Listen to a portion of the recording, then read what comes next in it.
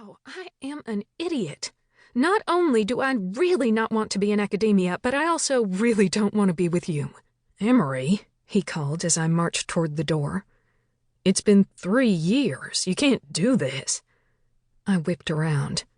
Tell me you're not fucking anyone else and that I'm the only girl for you. He ran a shaky hand back through his long blonde hair.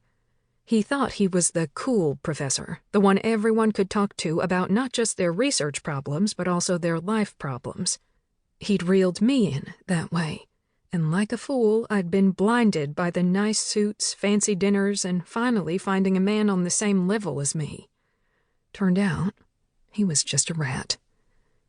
When he didn't respond, I scoffed at him. That's what I thought.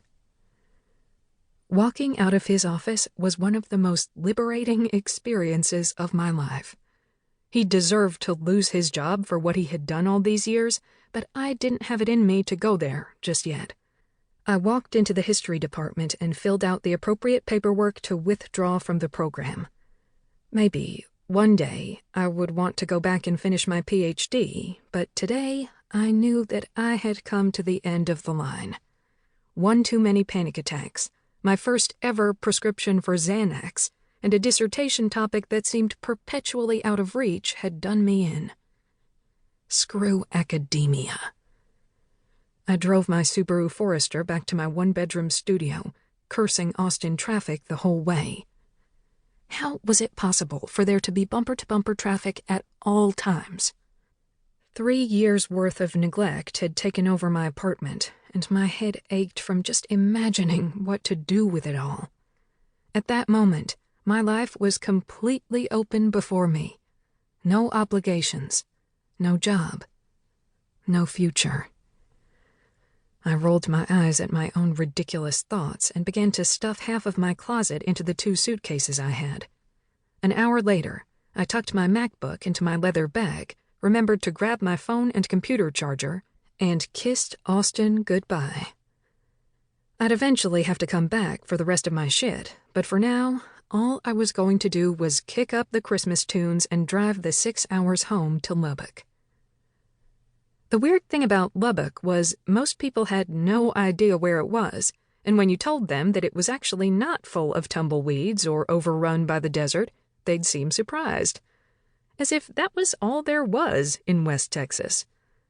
It was a city of 300,000 people, for Christ's sake. The 4 years I had been in Norman at the University of Oklahoma, I'd gotten so good at responding to strangers' questions about where I was from that I still hadn't broken the habit of telling people I was from Texas, even when I'd moved back to Texas. It would inevitably be followed up with a, "Where?" And then I would have to explain, "Lubbock, it's West Texas. Stuff actually exists there. Texas Tech and Buddy Holly."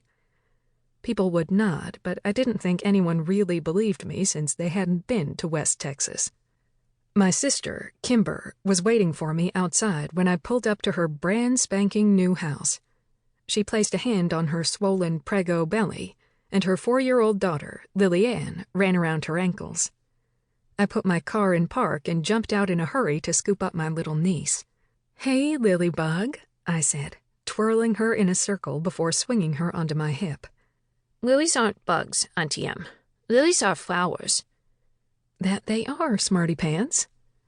"Hey, Em," Kimber said, pulling me in for a hug. "Hey, Kimmy." "Rough day?" she asked. "You could say that."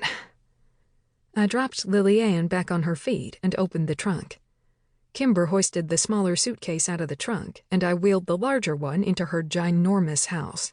"Em, do you want to see my new dress? It has dinosaurs on it. Dinosaurs say rawr," Lily Ann said. "Not now, Lily. We have to get Emery into a guest room. Can you show her where to go?" Kimber asked. Lily Ann's eyes lit up, and she raced for the stairs at lightning speed. "Come on, Auntie Em. I know the way." Kimber sighed, exhausted. "I'm glad you're here." "Me too. She's a handful, but it's good to have her. How else would I be able to find my way around here?" I joked as we made our way up the stairs after Lily Ann. "Seriously, are we in Beauty and the Beast? Is there a West Wing I should avoid?"